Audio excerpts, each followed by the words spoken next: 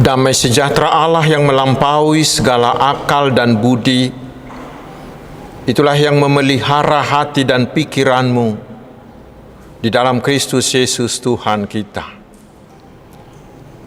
Amin. Saudara-saudaraku yang dikasihi Tuhan Yesus Kristus,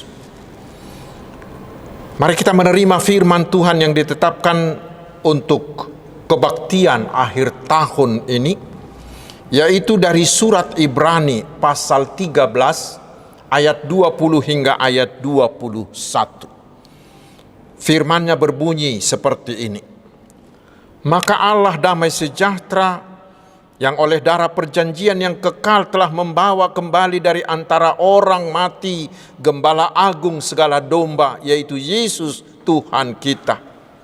Kiranya memperlengkapi kamu dengan segala yang baik untuk melakukan kehendak-Nya dan mengerjakan di dalam kita apa yang berkenan kepadanya oleh Yesus Kristus.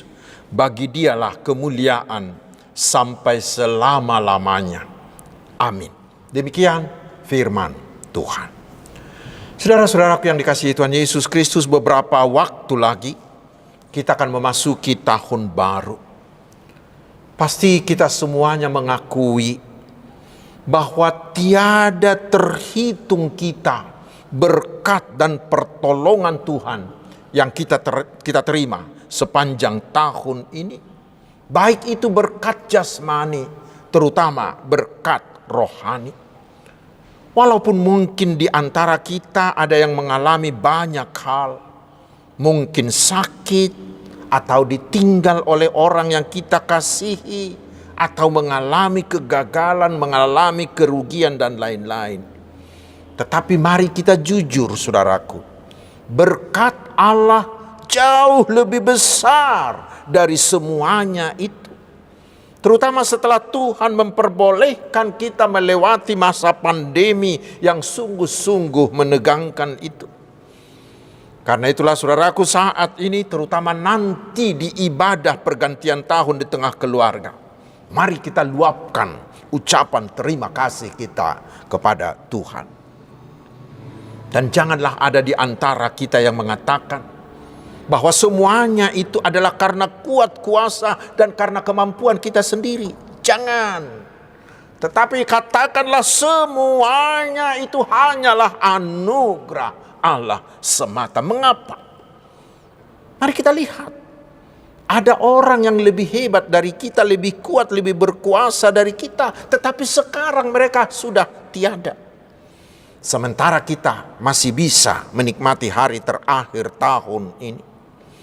Karena itu saudaraku, biarlah segala pujian, segala hormat, segala kemuliaan kita sampaikan hanya kepada Tuhan Allah di dalam Yesus Kristus Tuhan kita itu. Saudara-saudaraku, dengan mengandalkan anugerah Allah kita percaya Tuhan akan memperbolehkan kita memasuki tahun 2024 nanti. Tetapi kita semuanya tahu, memasuki satu tahun yang baru, kita ibarat memasuki hutan belantara, semuanya serba gelap. Kita tidak tahu apa yang akan terjadi di sana. Tetapi di tahun 2024, bangsa kita akan mengadakan pemilu untuk memilih wakil kita di DPRD tingkat 2 di provinsi dan DPR pusat. Juga memilih anggota DPD. Nanti kita akan memilih kepala daerah. Tetapi yang terutama, kita akan memilih presiden dan wakil presiden dari 3 pasangan calon yang sudah ditetapkan.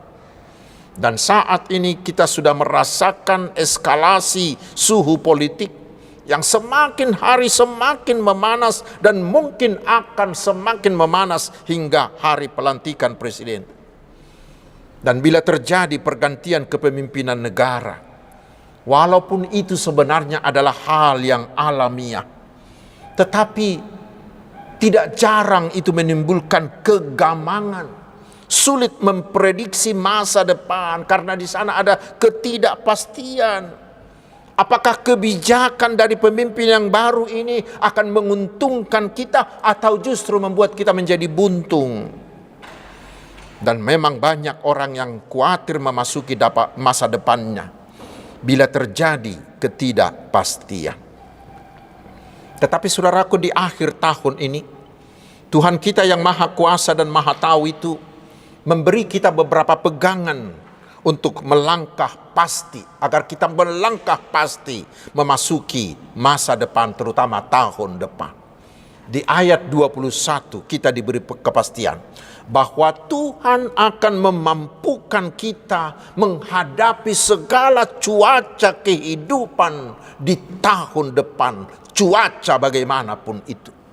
Ayat 21 itu dalam terjemahan bahasa Indonesia sehari-hari dikatakan, semoga Allah sumber sejahtera itu melengkapi kalian dengan segala yang baik yang kalian perlukan untuk melakukan kehendaknya. Mungkin agar lebih pas perlu kita ketahui bahwa surat Ibrani ini dituliskan kepada orang-orang Kristen yang sedang mengalami penderitaan, mengalami penyiksaan dari kelompok agama lain dan dari penguasa.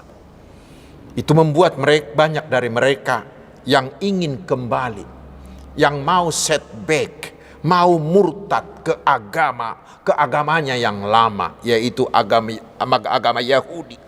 Karena agama Yahudi itulah agama resmi pada waktu itu, sehingga mereka merasa bila mereka kembali ke sana, hidup mereka akan aman. Karena itulah surat ini dituliskan. Walaupun bagi kita sampai hari ini belum jelas siapa penulisnya. Tetapi surat ini dituliskan untuk tujuan, untuk menguatkan iman percaya mereka. Penulis Ibrani mendesak jemaat agar mereka tetap berpegang teguh pada iman kepada Yesus Kristus. Mengapa? Karena hanya Yesus Kristuslah juru selamat yang terunggul. Tidak ada bandingannya. Yesus itu jauh lebih unggul, lebih tinggi, lebih sempurna daripada Musa, tokoh agama Yahudi itu. Lebih besar, lebih unggul dari imam besar mereka, imam besar manapun. Karena hanya di dalam Yesus ada keselamatan yang sempurna. Karena Yesuslah yang sudah mati untuk menanggung dosa manusia, tetapi kembali dibangkitkan oleh Allah dan mengalahkan maut, lalu menyediakan hidup kekal bagi kita. Hanya di dalam Yesus ada jaminan bahwa barang siapa yang percaya kepadanya pasti menerima keampunan dosa, pasti selamat, pasti menerima hidup kekal. Itu hanya ada di dalam Yesus, bukan di agama lainnya itu. Dan Yesus yang telah mengalahkan kuasa iblis itu, dikatakan dialah Yesus yang ada sekarang, yang ada nanti, dan ada untuk selama-lamanya. Ayat 8. Karena itulah Yesus itu pasti mampu membantu siapa saja yang mengandalkan Dia, akan mampu menghadapi segala keadaan. Dan dikatakan itu sudah terbukti dari pengalaman orang Kristen mula-mula itu, terutama para pemimpin mereka. Karena itu di ayat 7 dan 17 penulis surat Ibrani ini mengajak, mari teladanilah mereka. Pemimpin-pemimpinmu yang lalu itu, mereka adalah orang-orang yang mampu dengan gagah, yang tegap, bahkan dengan hati yang gembira menghadapi semua penindasan itu. Karena mereka tahu pasti Yesus yang telah mengalahkan iblis itu dahulu, sekarang juga pasti mampu mengalahkan semua kuasa yang menindas orang-orang percaya itu. Dan terutama karena mereka percaya apa yang ada di dunia ini akan segera berakhir. Tetapi orang-orang percaya berharap bahwa walaupun mereka harus mati karena iman mereka kepada nama Yesus, bagi mereka sudah tersedia tanah air yang menetap. Sehingga bila kita tetap pada pengharapan akan tanah air yang tetap di surga itu, maka kita akan mampu bertahan dengan bersuka cita menghadapi segala konsekuensi yang diakibatkan oleh iman kita kepada Yesus itu. Dan bukan hanya itu saudaraku. Dalam doa penulis Ibrani ini kita diyakinkan bahwa Yesus itu selalu siap sedia memperlengkapi kita, memampukan kita, melayakkan kita menghadapi segala situasi kehidupan. Bahkan lebih jauh lagi dikatakan kita akan dimampukannya bukan hanya bertahan, tetapi kita akan dimampukannya melakukan hal-hal baik kepada mereka yang menindas kita itu. Kita akan dimampukan membalas kejahatan mereka itu dengan kebaikan Tuhan Yesus. Saudaraku, itulah pegangan yang Tuhan berikan melalui firman-Nya bagi kita di penghujung tahun ini. Siapa tahu di tahun 2024 yang akan datang, Tuhan mengizinkan kita mengalami kesulitan, mengalami pergumulan, mengalami penderitaan, mengalami sakit, penyakit, atau hal lain yang menyakitkan. Sebelum semuanya itu terjadi atas kita, malam ini Tuhan memberi kita pegangan yang kuat. Bila itu terjadi, jangan panik, tetapi tetaplah tenang. Jangan pernah meragukan Allah, tetapi justru dalam keadaan seperti itu, mari fokuslah pada Tuhan. Jangan fokus pada masalahmu. Kita tidak boleh ragu-ragu dalam menghadapi kehidupan ini. Pergumulan kita boleh berat, persoalan kita boleh banyak, tetapi apa yang kita hadapi itu tidak boleh membuat iman kita menjadi lemah. Tetapi kita harus sungguh-sungguh bergantung sepenuhnya kepada Tuhan Yesus. Karena ada banyak tokoh dalam Alkitab yang dapat kita teladani. Ada begitu banyak orang-orang di sekitar kita yang punya pengalaman iman yang luar biasa dalam kehidupan mereka yang dapat memotivasi kehidupan kita. Teladanilah mereka. Tuhan memberikan mereka di dekat kita untuk kita teladani imannya. Sehingga bila Tuhan membantu mereka sehingga mereka menjadi mampu, ingatlah kita juga pasti akan dibantu oleh Tuhan Yesus. Sehingga kita akan mampu untuk menghadapi semuanya itu. Dan terutama saudaraku, ingatlah, dalam menghadapi segala situasi apapun, ingat, Tuhan telah mempersiapkan, Tuhan sudah menyediakan, bahkan Tuhan sudah memberikan bagi kita perlengkapan, kemampuan untuk menghadapi semuanya itu. Itu sudah terbukti di waktu yang lalu. Ketika pandemi COVID-19 melanda dunia dan melanda kita. Di awalnya pandemi itu datang, kelihatannya semuanya menjadi buntu.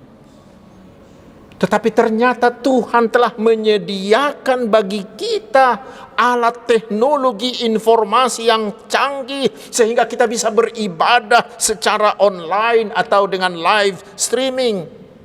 Tuhan telah mempersiapkan media sosial sehingga walaupun kita harus jaga jarak, kita bisa tetap berkomunikasi dengan orang-orang yang kita kasihi.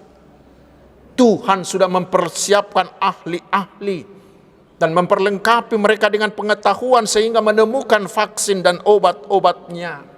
Tuhan telah menyediakan bagi kita dokter dan perawat serta relawan yang mampu mempertaruhkan nyawanya demi merawat pasien korban virus itu. Sudah menyediakan kepada bagi kita Satgas COVID dan lain-lain. Tuhan juga sudah menyediakan bagi kita ahli-ahli ekonomi sehingga ekonomi kita terus bertahan dan segera setelah pandemi ekonomi kita segera dipulihkan dan lain-lain. Ingat, tidak ada yang mustahil bagi Tuhan. Dan terutama Tuhan tidak pernah membiarkan kita dicobai.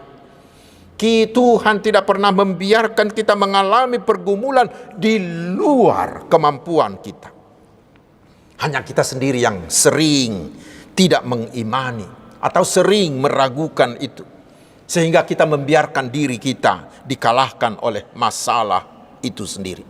Sikap kita sendiri terhadap masalah itulah yang menjadi masalah, bukan masalah itu sendiri.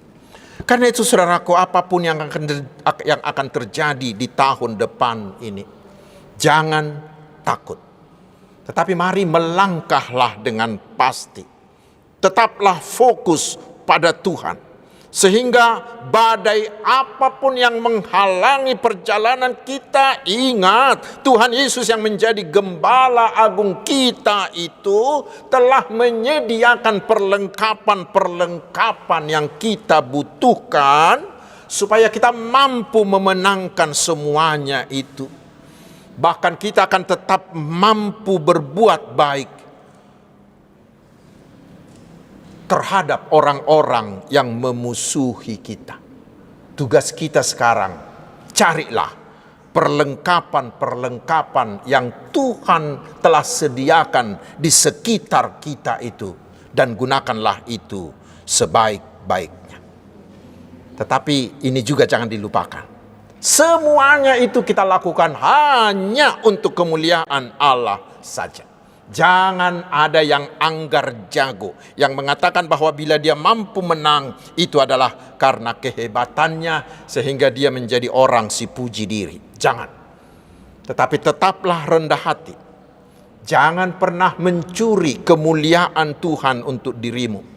Tetapi tetaplah katakan, bagi dialah kemuliaan sampai selama-lamanya. Selamat mengakhiri tahun 2023 dan selamat menyongsong tahun 2024. Tuhan Yesus menyertai kita. Amin. Marilah kita berdoa. Ya Tuhan yang Maha Pemurah dan Maha Kasih, hanya karena anugerah-Mu sajalah kami bisa mengakhiri tahun 2023 ini. Terima kasih, terima kasih, terima kasih Tuhan. Tiada terhitung perbuatan ajaib-Mu dalam hidup kami. Dan kami belum tahu apa yang akan terjadi di tahun depan.